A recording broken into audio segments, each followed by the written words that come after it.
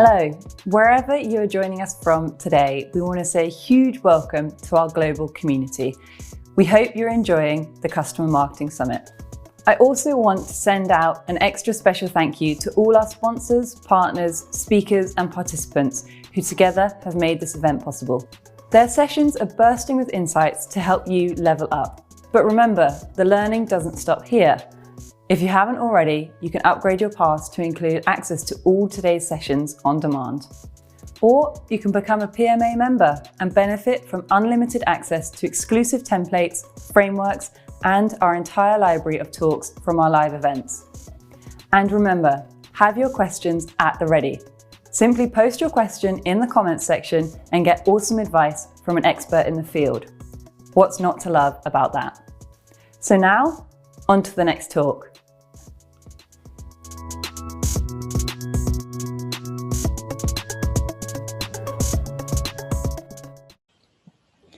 Hi everybody, welcome back to the Customer Marketing Summit. So we've got another fantastic session for you here now.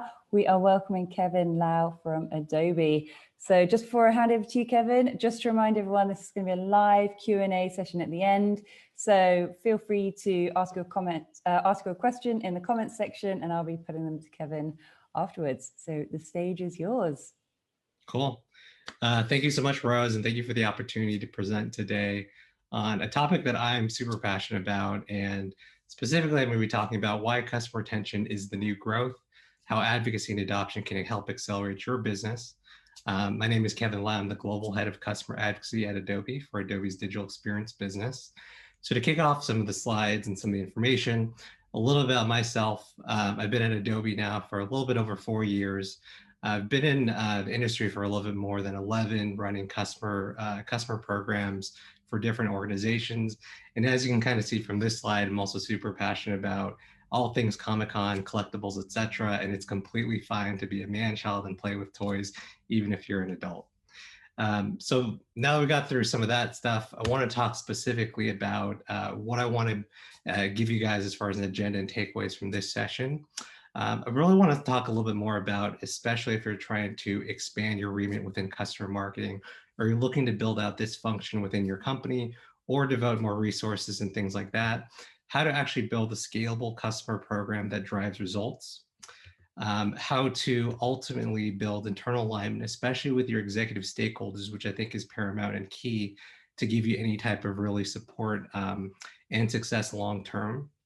And then also how to create a set customer marketing success framework, something that encompasses your values, what you stand for, ultimately what is it that you care about, and what you things that other teams will do that they specialize in.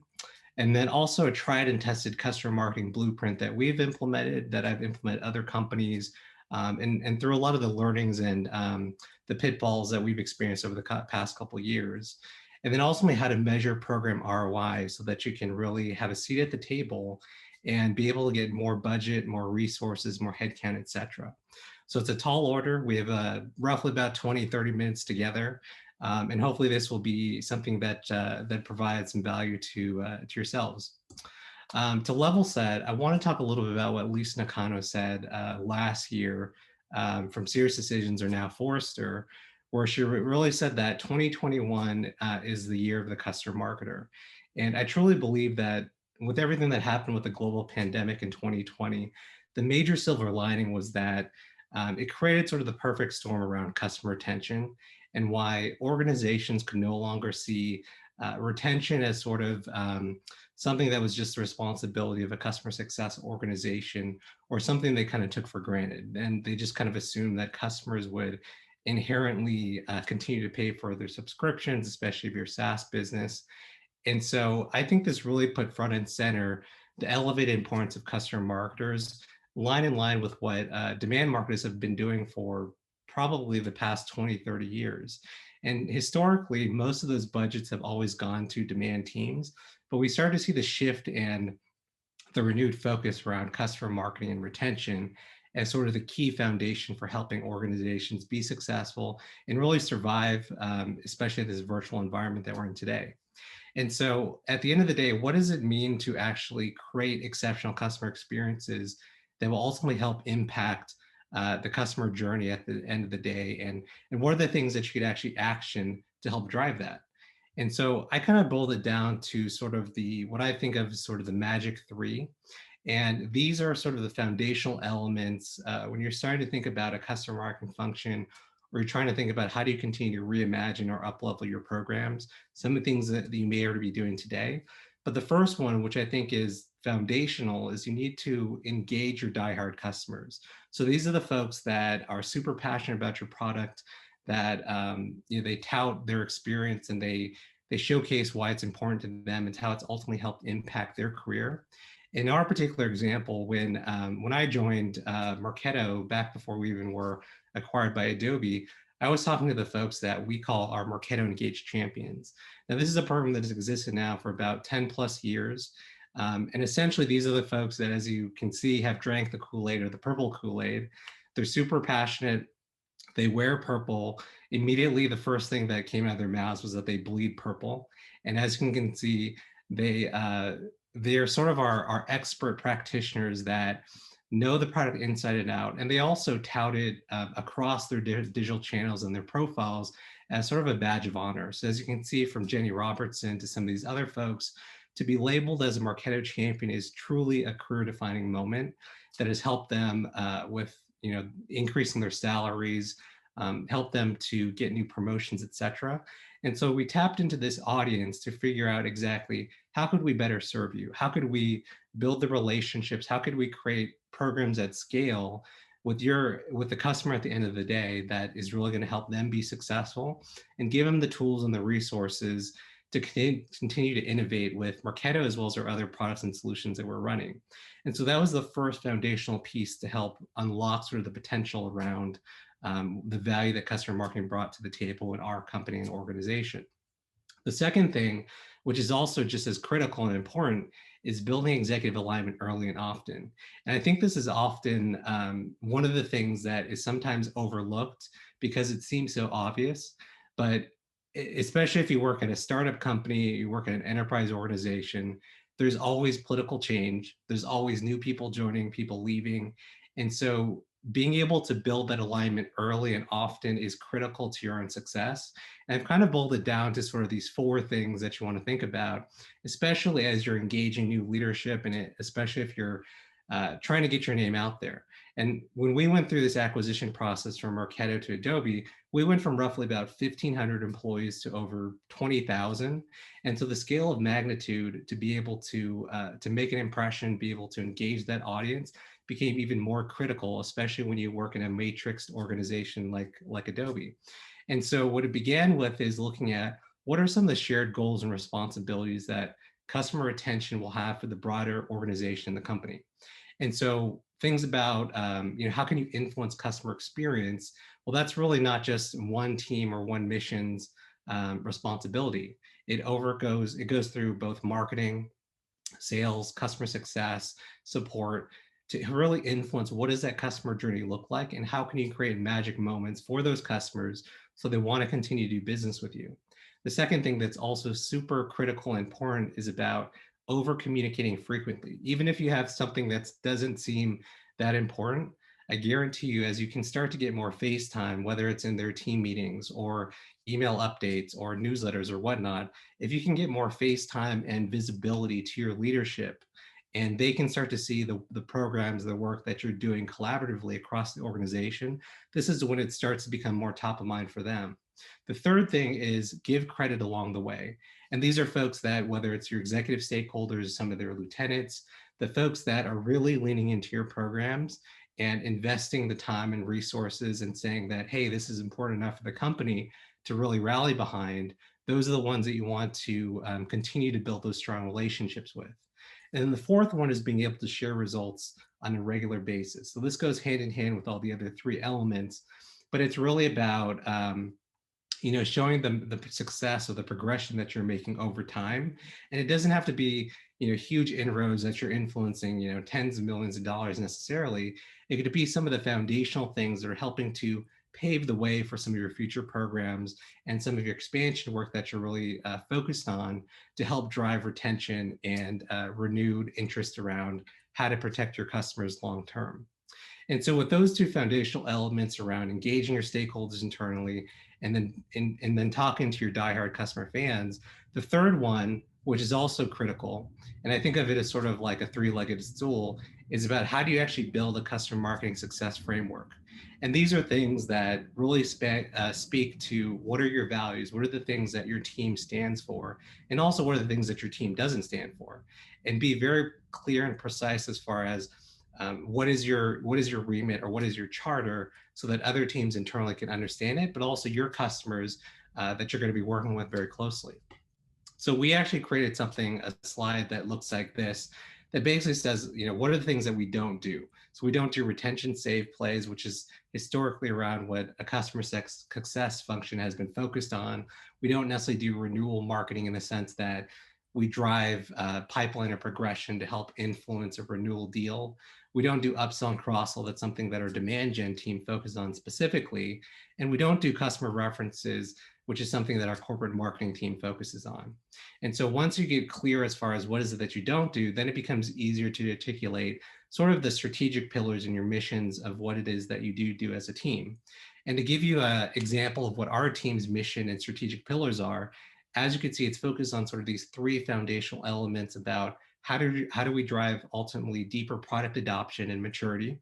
How do we ignite our customers, become advocates and super fans for our solutions and products? And then the third pillar is how do we drive deeper community engagement so that we create these relationships and ignite some of that passion so that customers want to feel that they're part of something bigger than themselves. And I'm going to be talking about each of these elements in more detail and give you some of those examples, especially if you're brand new to customer marketing or you're looking to see how to expand your programs going forward. So the first foundational element really comes down to community. And I look at this as sort of the backbone that makes everything else work from your customer programs and on up. And I think it really comes down to building connection and purpose and having that shared experience around, how can you create these magic moments where people feel like they're able to talk shop, they feel like they're part of something bigger than themselves. And it doesn't necessarily have to be an online forum, which is what traditionally, I think from a B2B context, what community is kind of labeled at. It could even be just two people talking together on a Blue Jeans call or a Zoom conversation, and it could eventually scale out to include dozens of people to not hundreds, if not thousands of individuals. But it ultimately kind of gets created based on a shared understanding or a mission or a feeling that they're part of something where they feel like there's something special there and they want to continue to grow it and they feel inherently responsible for driving community. In our particular case, we have a number of different community channels that we look at. The first one being our Adobe Experience League, as well as the Marketing Nation community for some of our customers. But then beyond just kind of our online forums, you could also think about things like user groups, meetups, user conferences like our Adobe Summit. But they could also be things around like executive roundtables. So folks that might be at a certain level and also be part of sort of a tight-knit community or a small group. But at the same time, it could be exclusive programs or titles where people feel like they have a shared understanding or being part of something that's exclusive or just for a certain member or a certain amount of people there. And so that's sort of that first pillar that we run within customer marketing today. The second thing that goes sort of hand in hand with this is around customer advocacy. And this is what I think historically, for the most part, at least for probably the past 5 or 6 years, this is what most customer marketing functions have really been devoted solely on, which is around how do we ignite customer passion? How do we tell more stories? How do we provide a platform for our customers to share their story, to elevate their brand, et cetera, and create those career-defining moments for them? If you boil it down to it, I think it comes down to sort of these three pillars of customer advocacy. It's about personal branding, it's providing peer networking, and then it's also rewards and recognition to elevate that experience for your customers. So I'll talk about a little bit about each one of these in a little bit more detail. From a personal branding standpoint, these could be things as simple as some thought leadership opportunities from speaking at your events, to talking to media, to talking to your PR stakeholders. But it also could be things around being involved in some of your product beta testing or being part of some of these elite programs that you might be running, from like a customer advisory board to anything around being an expert practitioner. But ultimately, at the end of the day, it's about how can you help your customer really achieve that next promotion, help them double their salary, or get to that next threshold. From a peer networking standpoint, this goes hand in hand with some of the community elements I talked about on the past couple slides, but it's giving them that sort of anchor where they can kind of come together, talk shop, and share those experiences. And then the third one, which I think most companies, they tend to think that it has to be just swag or tangible goods and things like that, but it absolutely doesn't have to be. It could also be program titles. It could be recognition from a customer rewards program. It could also be, product features and being early adopters to your technology. And also from a gamification standpoint, having access to different levels and points within your own community. Now, to take it a little bit step further, especially since we're talking to a product marketing audience or product managers as well, there's other ways that you can leverage your advocates today. So whether you're looking at, getting feedback on your product roadmap, if you're looking for help around your go-to-market strategy, if you're looking for, especially if you're going through an M&A experience, these are all ways that you can tap into your advocates to find out what is ultimately the voice of the customer and what's going to move the needle and what's going to drive awareness from some of your initiatives, and ultimately create social proof and how that can make inroads to things that you're working on specifically. To give it a little bit more context, I want to give you an example specifically from one of our best advocates. Her name is Jess Cow. And as you can kind of see from the slides here, she actually started her career 15 years ago as a cancer biology student at Stanford. And one day she decided to make the shift in the career into marketing operations. And she met some of her colleagues and friends, and they told her about all the great things you could do with MOPS. And she got really passionate about that. And she ultimately became an expert in all things Marketo. And then she wanted to become a Marketo Engaged Champion, as well as a user group leader for us. And these are programs that existed for 10 plus years. And she was there at sort of the very foundational elements when this product and this career was really kind of transforming what the marketing operations professional was all about. And then a couple of years ago, I actually spoke to her. She was one of the first real customers that I spoke to really think about what are the programs that we want to be known for, how do we transform our current landscape. And she really helped us reimagine what does that customer experience look like for Marketo, then ultimately for Adobe down the road. And then she also spoke at some of our summit conferences over the past 5 years. She ended up winning what we call our Marketo Engage Revy Award. And then more recently, when we went through the acquisition from Marketo to Adobe, she actually spoke main stage on our summit conference to kind of rally the troops and drive the passion around why Adobe's continue investing in the marketing automation space. And she spoke with some of our executive stakeholders at Adobe. And then today she went from an individual contributor to now a senior director of demand ops, and incredibly proud of her journey and what she's been able to accomplish. But Jess is also just one example of a number of different situations, as you kind of see from these slides, of how some of our customers have really been able to see the impact that our programs and our technology has been able to do for their own careers. And I think it really comes down to how can you create ultimately these magic moments that are going to drive deeper impact, build the relationship, and ultimately create community for your customers. So that's the second thing that I want to cover from community and advocacy. The third pillar, which I think is also just as critical and foundational to everything else, is about adoption and customer retention efforts. So when I think about this, it's really about value realization. It's how do you drive deeper product maturity, and how do you reinforce learning so at the end of the day, your customers understand when they go through their onboarding experience, what are the exact things that they should be implementing? What are the things that they should be avoiding? And what are the pitfalls that that other customers have gone through that they can learn from through that experience? And I think by having both an advocacy and an adoption team together under one roof, it really creates this synergistic relationship where adoption is the on-ramp to advocacy. As more customers become adopted, by default, they want to become advocates. But at the same time, those advocates want to share their story, their experience. And so we've actually used our advocates to help fuel our adoption programs and actually create content. And I'll give you a playbook exactly how that works and how you could put it together. And having really those two things under one umbrella drives the greatest impact for customer experience. So when you start to think about, building a scalable customer adoption framework, always think about it from the customer lens. How does it start and end with the customer? And what is it that they need to be successful? So if you break it down into its components, it's looking at these 5 different stages. The learn phase is kind of understanding what are some of the program requirements? What is it that we want to actually create that's going to be helpful for the customer to drive deeper product maturity? And then this is also the most critical phase. It's actually listening and having those informational customer interviews and talking to your customers to map out what are some of those paths to success that they found and what are some of those pitfalls that they could avoid. And then the third phase is actually creating that content and developing those programs, whether it's a nurture program, an in-product guide, or something like that.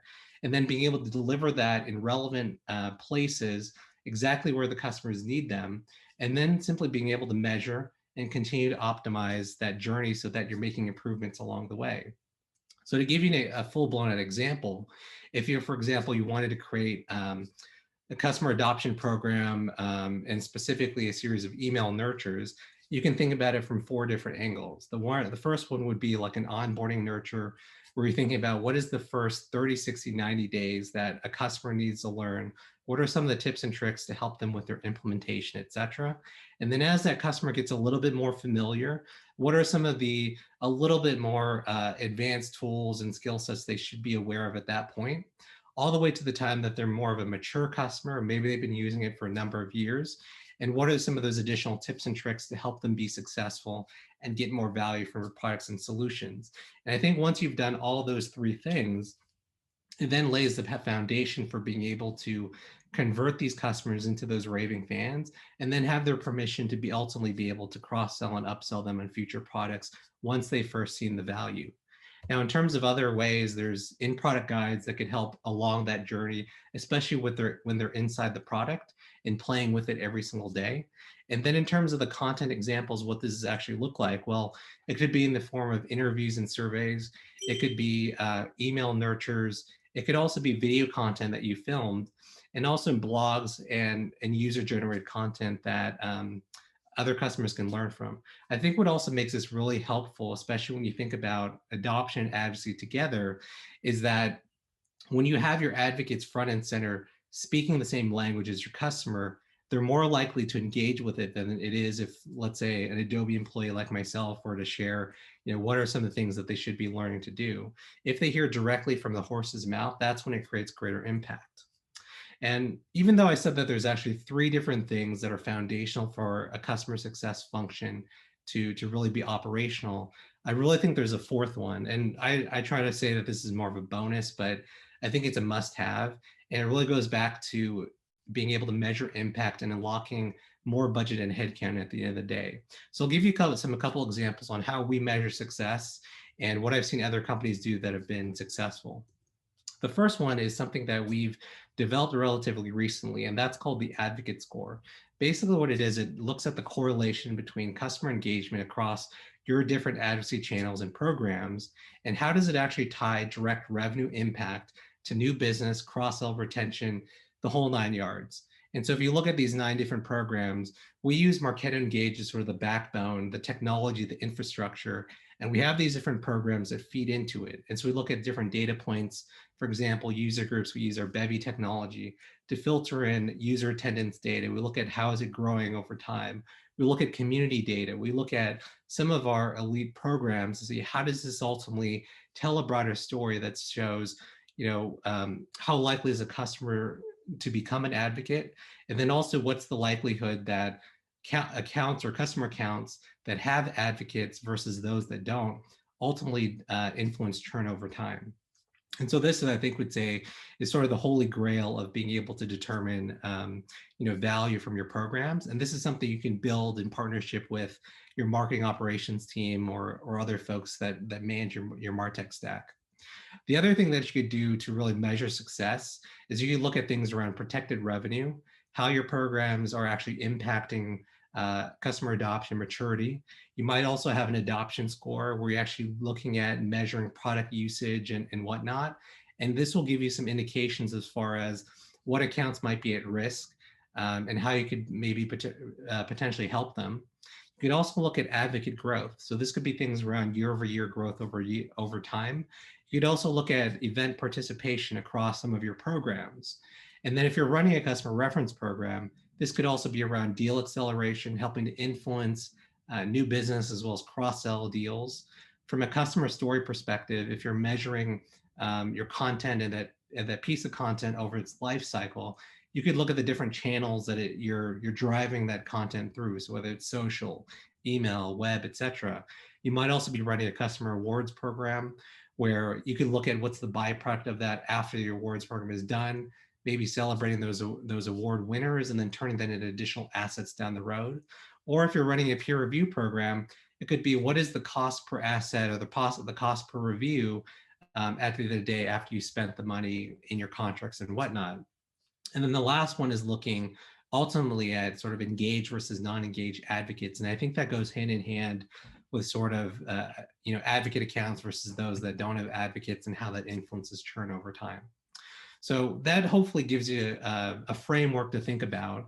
And then the next one I want to just give you is something that you can take home today. And this is a customer marketing blueprint that you might be able to take certain elements. You might already have some of these programs that you're running as well, but this gives you a framework to build off of. So as you kind of think about this, as someone goes from left to right, the number of requirements or the things or the asks of a customer might increase over time.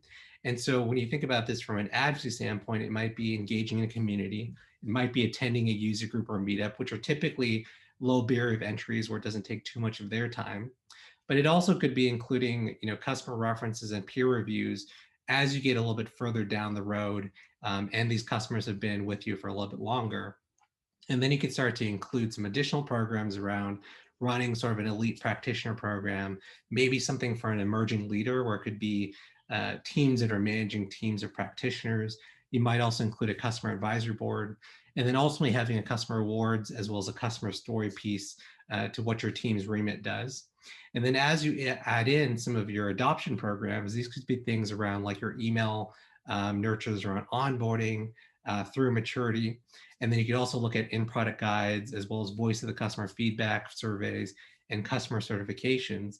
And then as sort of the backbone of all that, you might have work with your events team to run user conferences, regional roadshows, executive roundtables, and whatnot that your programs can plug into and your advocates can plug into. And then I would say at the very last phase, it's really being able to upsell and cross-sell your customers. But I think once you do everything else right, then it's when you have the permission to be able to sell them additional solutions and not before.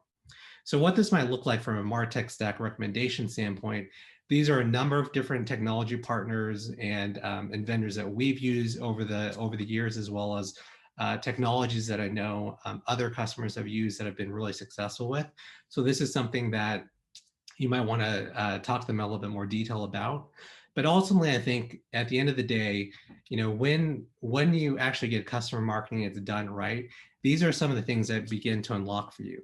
From our personal experience, we went from a team of about 6 to now over 17 members.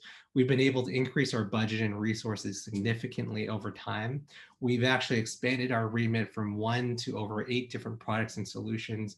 We've been able to create a center of excellence around all things customer marketing, really developing that as an industry foundation. We've also been fortunate enough to win a number of different industry awards and recognition. Our team members have been able to get promotions across the board, as well as helping them to increase their salary over time. So with that being said, I know I covered a lot of things, but I hope this gives you some of the foundational elements that you can start to think about if you're trying to build a customer marketing team within your organization, or you're looking to expand it or be able to prove your impact at the end of the day. So thank you so much. And if we have some time, I can help answer some additional questions.